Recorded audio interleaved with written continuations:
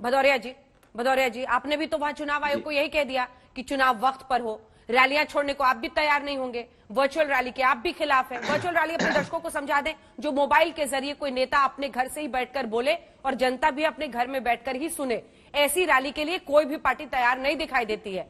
क्यों भदौरिया साहब? फिर तो ये इंसान और इंसान की जिंदगी जनता तो देख रही है ना सर। सबसे ज्यादा रिएक्शन हमें आज तक पर इसी खबर पे आ रहे हैं। सबसे ज्यादा लोग यही बोल रहे हैं कि ये नेता चुनावी रैली क्यों नहीं रोकते, जो नाइट कर्फ्यू, वीकेंड कर्फ्यू, फला कर्फ्यू, चिला कर्फ्यू लगा रहे हैं। देखिए, ये सवाल आपने भारतीय जनता पार्टी के प्रवक्ता से पूछा था तो कह रहे थे कुरैशी साहब यहाँ बैठे हैं वो बताएंगे, कुरैशी साहब यहाँ बैठे हैं वो बताएंगे, कुरैशी साहब यहाँ बैठे बताएं। तो फिर आप कुर्सी पे क्यों बैठे हो? कुर्सी साहब को बैठा दीजिए ना, फालतू कुर्सी बैठे जो आप कोई फैसला ही नहीं ले पाते तब। दूसरी बात बार बार कह रहे थे, जब लॉकडाउन लगाना था तो रात के 8 बजे लगा दिया था, किसी की चिंता भी नहीं की थी, कितने लोग मारे गए थे। जब किसान बिल पास करना दिया तब भी आपने नहीं विपक्ष की सुनी। आप विपक्ष की सुनते कब हो?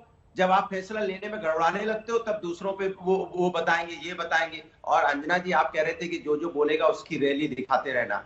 अरे हमारी मत दिखा देना रैली, परेशान हो जाएंगे, फैसला रात में ही लेना पड़ जाएगा इनको। दिखाएंगे, वो लोग हैं जो समाजवादी आपकी रैली दिखा रहे हैं।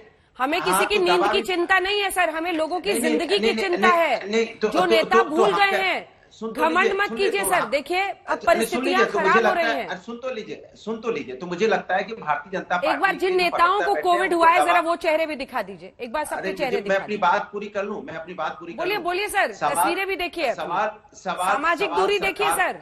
सुन तो लीजिए, सवाल सरकार से होना चाहिए। सरकार में या भारतीय जनता पार्टी की केंद्र में भी, राज्य में भी है।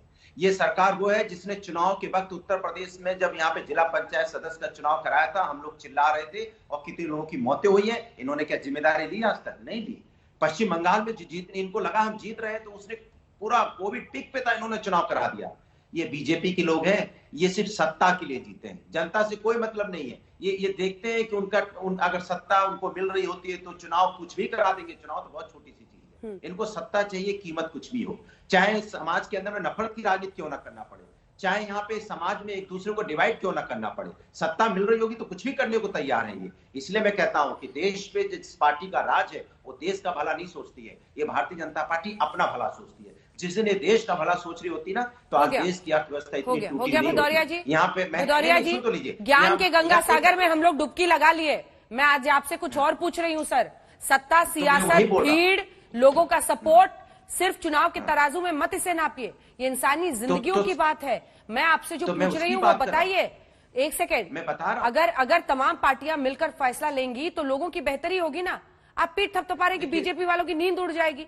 मैं तो पूछ रही हूँ सर, कौन है जो मास्क लगाए है वहां पर? बताइए कौन है जिसने सामाजिक दूरी। एक सेकंड सर, बोलने दीजिए। आप एक तो लगातार बोलते हैं सर, आप सवाल नहीं सुनते हैं सर। सामाजिक दूरी मुझे बता दीजिए, अगर है तो अनुराग जी मैं आपके सामने हाथ जोड़ लूंगी।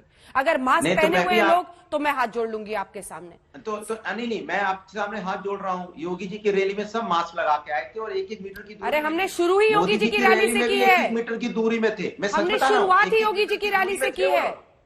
अरे भाई, आप क्या समझते हो प्रधानमंत्री और योगी जी के, उत्तर प्रदेश के मुख्यमंत्री कोई जिम्मेदारी नहीं है? कोई जिम्मेदारी नहीं है। खाली मंच पे खड़े होकर नफरत की बात करना यही जिम्मेदारी है। कौन कितने बजे खाता है, कौन कहाँ जाता है, यही बताना उनकी जिम्मेदारी है। उनकी जिम्मेदारी जनता की है कि नहीं है? ठीक है।